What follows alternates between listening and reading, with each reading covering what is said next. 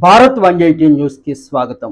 ఏలూరు జిల్లా చాట్రాయి మండలం పోతనపల్లి పంచాయతీ పరిధిలోని తుమ్మలేరు రిజర్వాయర్ ప్రాజెక్టు నుండి కుడికాలువకు మంత్రి కొలుసు పార్థసారథి సాంప్రదాయబద్ధంగా పూజలు జరిపి సాగునీటిని విడుదల చేశారు.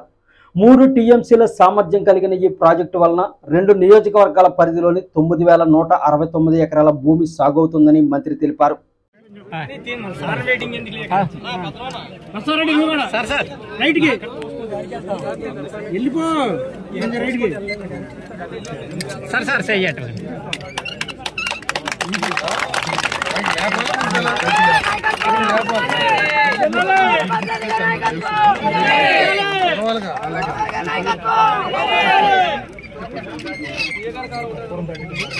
సరే కొద్దిగా అనుకోండి సార్ ఇంకొక అడిగి అనుకోండి.